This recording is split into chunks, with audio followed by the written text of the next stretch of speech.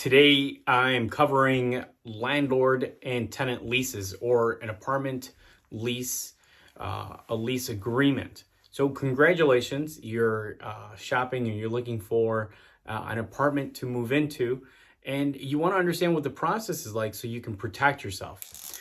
When we look at the situation between when you're looking to get an apartment, we're going to have two parties. We're going to have the landlord, and we're going to have the tenant. Now, the landlord is the lord of the land. They own the property, and they're renting it to the tenant. That would be you in this example. So ultimately, you want to become the lord of the land and have tenants pay you rent. But for this exercise, what we're covering is what goes into being a tenant, what your rights are, and what are the rights that the landlord has. Well, I want to go through those together. The landlord's going to have a number of rights. The landlord is going to have a right to collect rent. They're going to have the right, if you do not collect rent, or if you're not protecting or taking good care of the property, then they can remove you, also known as evict. They can evict you from the property. Now, what are some of the rights that the tenant has? Well, the tenant has the right to have safe access to the apartment if you're renting an apartment, or if you're renting a home. You have the right to privacy, right? The landlord can't come in just because they own the property. Doesn't mean that they can come in at any time.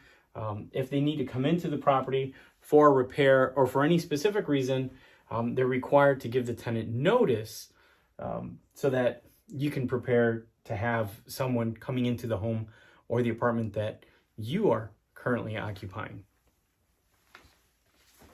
Some of the other rights that the tenant's going to have is they're going to have a right to have a no change in the agreement between themselves and the landlord. And this is exactly where we're going into right now, this agreement in question. Because the landlord has rights and because the tenant has rights, the next logical question is, how do we ensure that both rights are protected, that they're both covered? How do we put that together? How do we ensure that both parties can work together to be successful in this process? And in doing that, we need a lease or an agreement between the two parties. Once the agreement is set in place, then both parties are going to sign the agreement, agreeing to the terms within, and the right of the tenant is that the terms within the lease are not going to change, so that there's not a moving target, or the amount of rent doesn't change, or the due date doesn't change within the time frame of the agreement. So let's look at the agreement that I'm going to have attached to this video to accompany this. Let's look at this agreement. In fact, before I jump into the agreement, I want to go through a couple we covered rights of the landlord and the tenant. I want to cover really quickly what some of the responsibilities are of the tenant.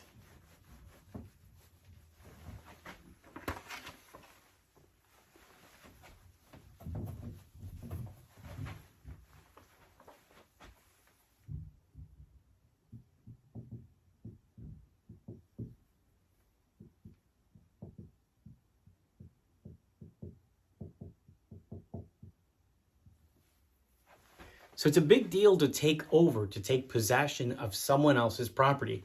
There's a lot of responsibility involved in that, and you want to make sure that you are properly caring for the property so that it retains its value, it doesn't get hurt, and then ultimately you don't get stuck with fees or fines for not maintaining the property. So part of the responsibilities is going to be pay your rent on time. The next one is to use for intended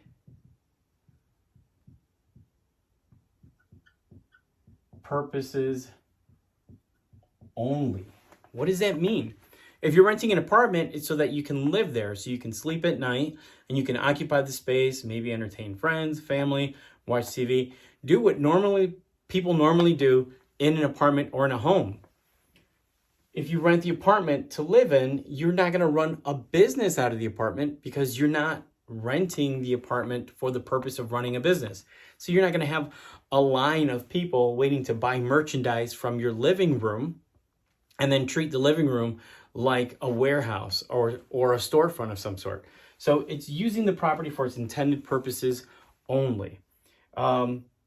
Taking responsibility and caring for the property. Again, it's not your property, but you want to be mindful and you want to make sure that you take good care of it. Notifying the landlord if repairs are needed. So providing notice to landlord if repairs are needed. So if a light bulb were to go out in the hallway, that's not inside your apartment, and it's not your job to change those light bulbs, but you want to give notice to the landlord who may not live in the building that light bulb needs to be replaced, because at night it's hard to move through the hallway safely without becoming injured without that light. So you want to provide notice to the landlord of repairs that are needed. If you see of a leak in the building, that could cause water damage in the lower levels. So providing that notification. Not damaging the property.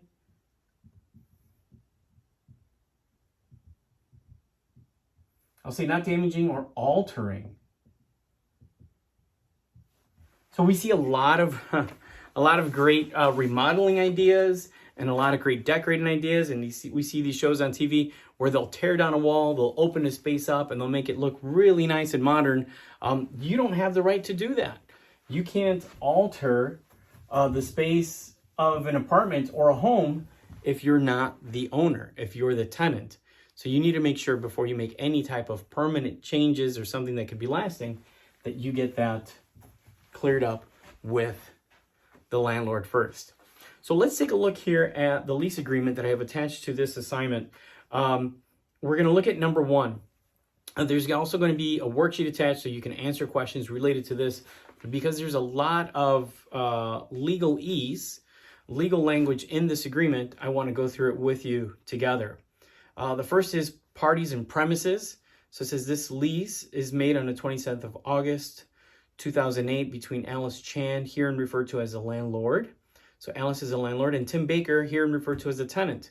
The landlord hereby leases to the tenant certain real property situated in the city of San Francisco, state of California, commonly known as 123 Main Street, and described as 2-bedroom apartment, hereinafter called the premises. So we're breaking down that moving forward, we know who the landlord is, we know who the tenant is, and we know what the premises is referring to without us having to name specific people or the address. Number 2 says the term of the lease shall be for 1 year commencing September 1st, 2008 and ending on September 1st, 2009. So we know that the length of the agreement is going to be for 12 months, 1 year. So any and all of the rules that are set forth in this agreement are going to be defined under this 1 year, not any longer. Number 3, the tenant shall pay the landlord as rent for the premises the sum of $850. So we know that the rent is $850 per month on the first day of the month. So we know when it's due. When is it due? First day of the month.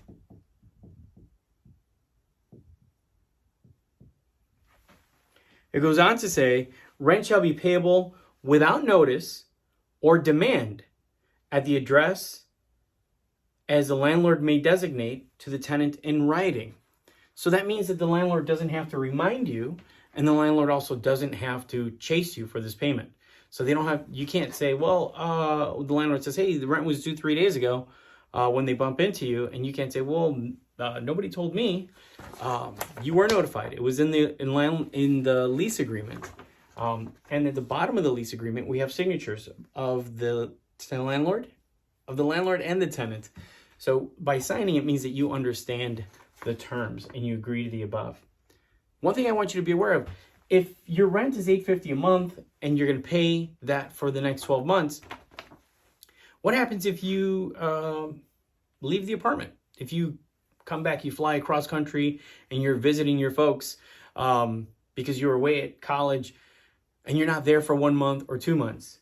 If you're not in the apartment, does that exclude you? Does that liberate you from having that rent obligation? No.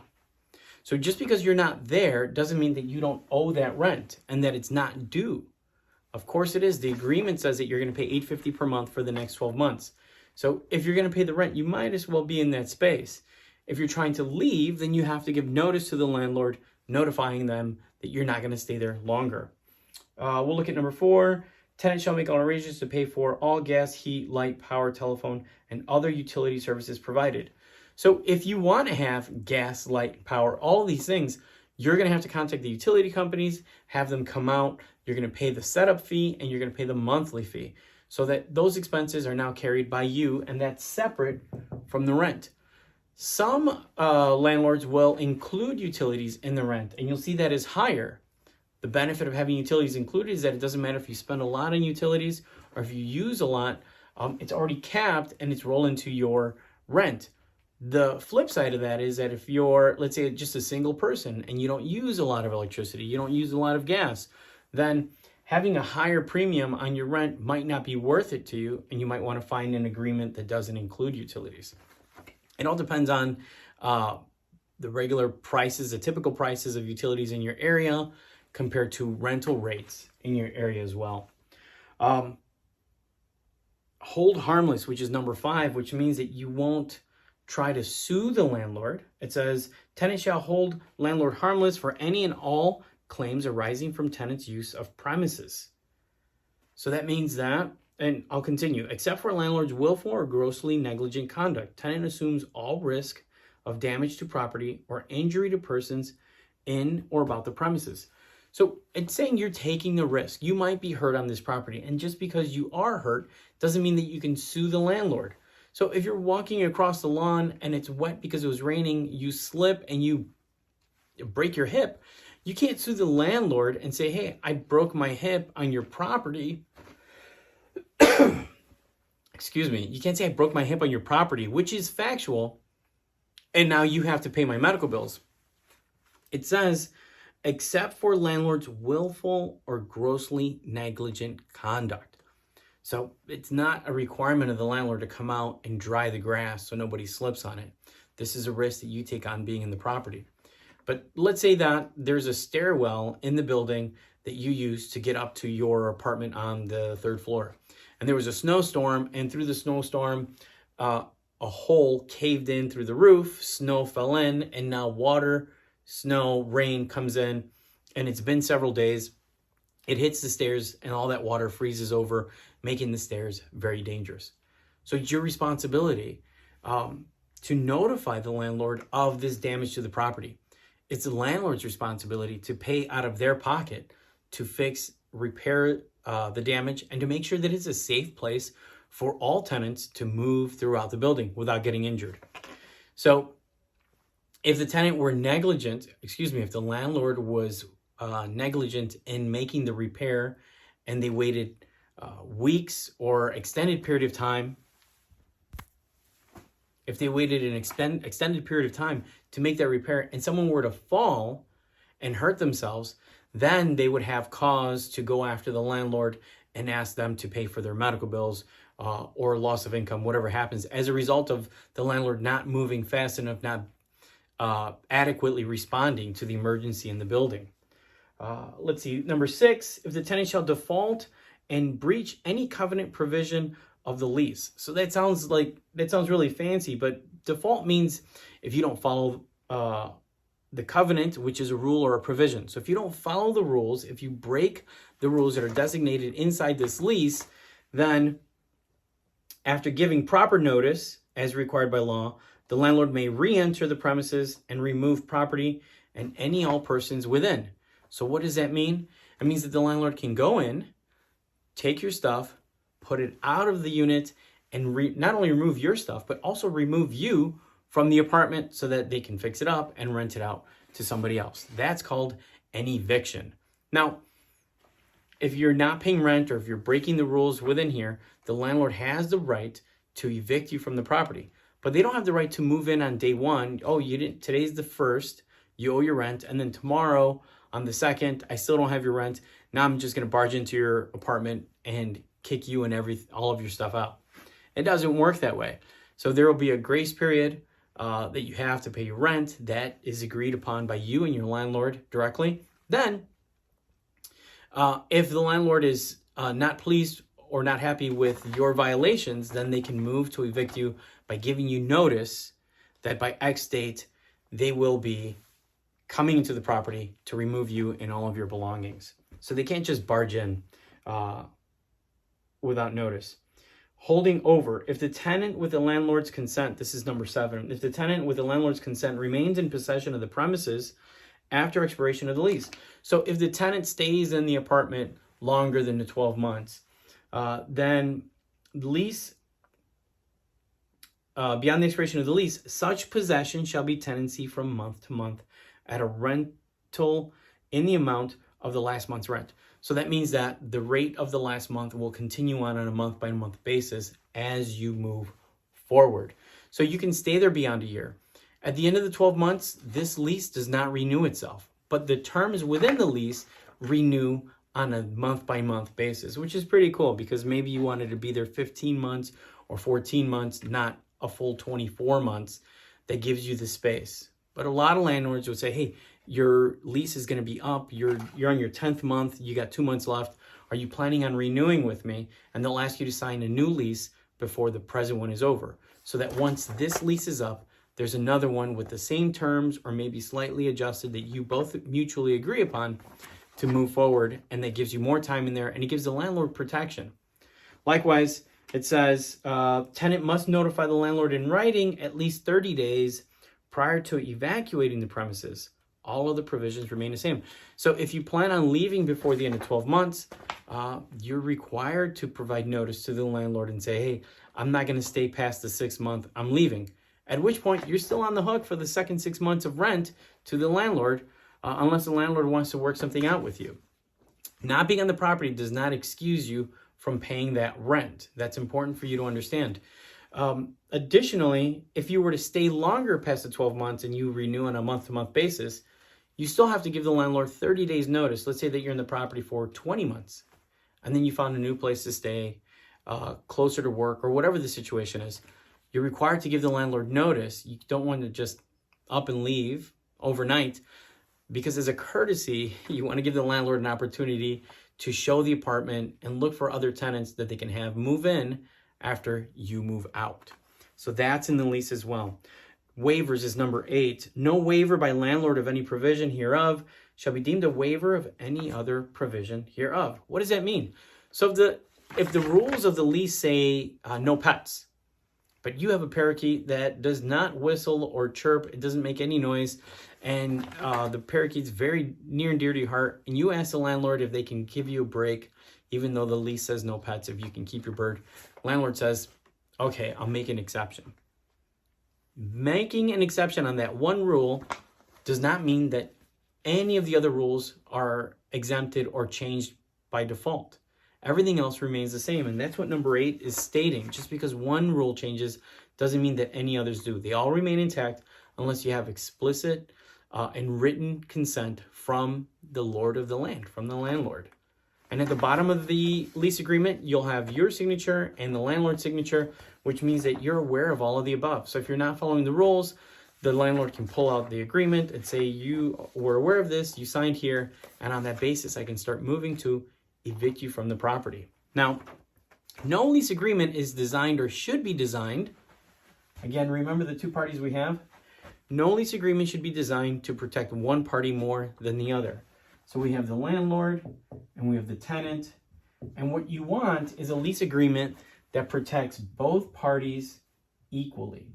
Not a lease agreement that's going to make it landslide and give all the protections to the landlord and none to the tenant, or all the protections to the tenant and none to the landlord.